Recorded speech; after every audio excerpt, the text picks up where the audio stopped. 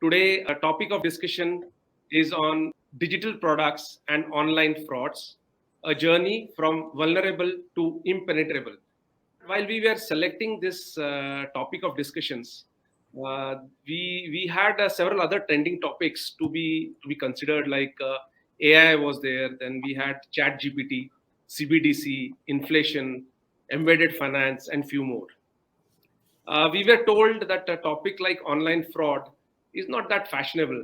Why don't you select a topic which is attracting a lot of media attention, or a topic which is chasing a lot of VCP money? However, we had a very different view on this. What we saw is that today, most of our activities are being done online. And what are we thinking while doing the online products or a digital platform? We are escaping unwanted messages. We are avoiding unwanted calls. We are worried about misuse of our online entity. Every time we log in into a bank's website, we are worried whether it's a correct website or not. If we go to the ATM and try to withdraw the cash, we are worried whether our card will get cloned if there is some equipment which is being fitted there, which can just take away all the credentials.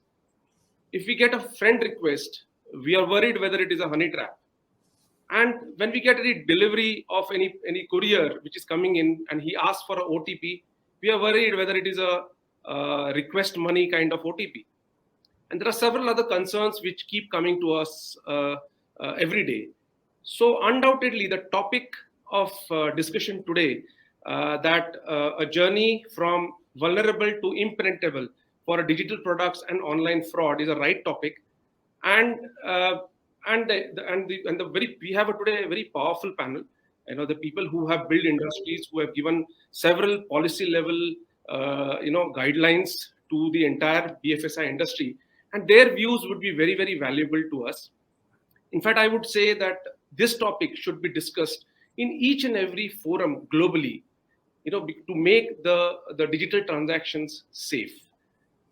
Now, today the questions that we are going to ask are the questions that were discussed in the FIAX community.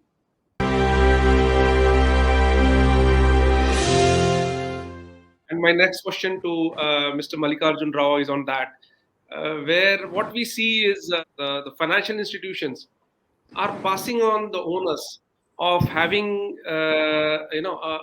whenever the fraud happens, onto the innocent customers. Now, I have seen a digitally savvy a person who actually was who used to head one of the card association, and his account got hacked. So what will happen to the innocent customers who don't understand the digital transaction? That's one thing which is bothering. Now, do you think here again, you see a regulatory role wherein whenever a customer reports, say, a 10,000 rupees fraud, let the regulator authority, let customer keep on proving whatever he wants to do. But why don't the regulatory authority mark a similar amount lien on the amount with the bank as well? And that release of lien by the regulator should happen only when there is a satisfactory response. Now, what will happen because of this is both the people, the customer and the bank, they will work towards ensuring a satisfactory response. Otherwise, the customers will keep on writing, bank will keep on asking, and then it will take a lot of longer time in resolution of the complaint.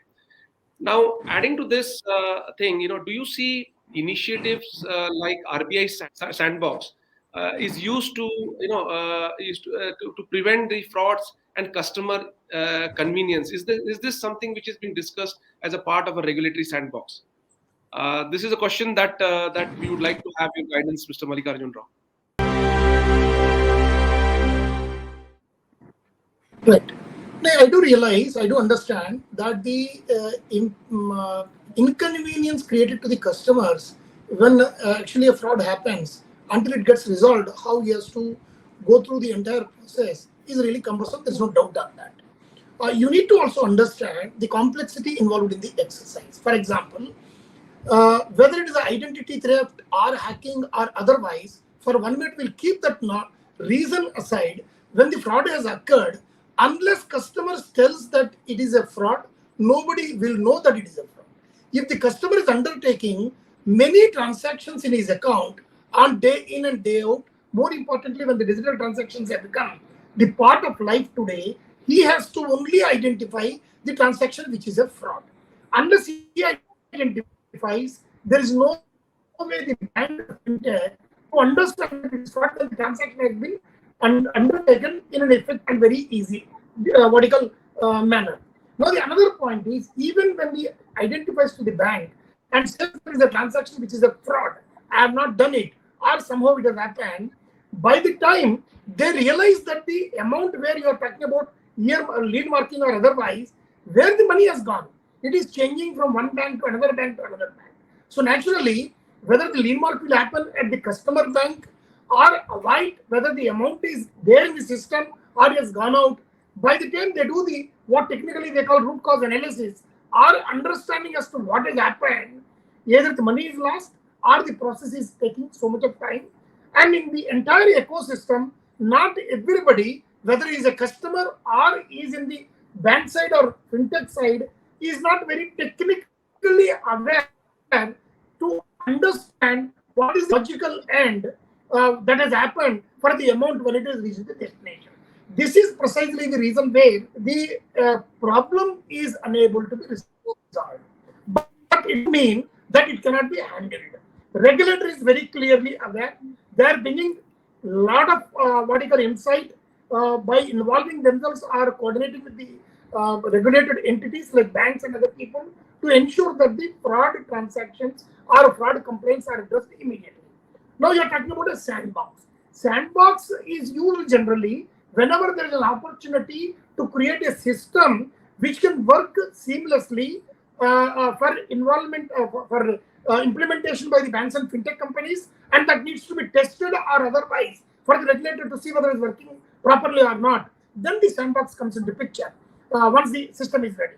So ecosystem to see that once the customer notifies that this is a fraud and immediately marking a lien or otherwise, that means a safe call that the amount should not go out of the system, and whatever process is required to be undertaken, whether it could take 24 hours or 48 hours or 36 hours, the risk is restricted because the amount lies. This is a very, very important proposition. But I'm not sure it is currently happening immediately. It doesn't mean that it can happen in every case. It depends upon case to case. So it is a system where how we take forward, it all depends upon at what time the customer has given the complaint. If the customer gives the complaint much later when the money is out of the system, it becomes very, very difficult.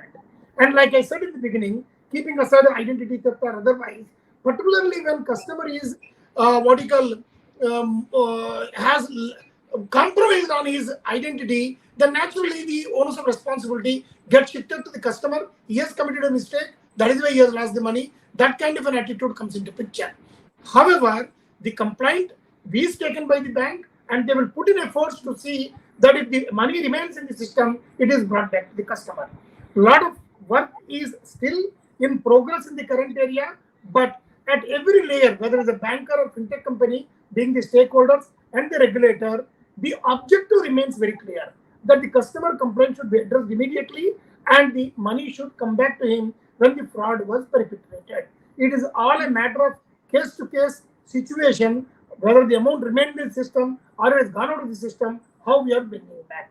Then the modalities of marking lien or otherwise creating elimination of risk probably for the customer to complete the formalities. Then customer also will be happy once he knows that money has not got out of the system, but I will continue the formalities which could take a day or two. So that is the current status.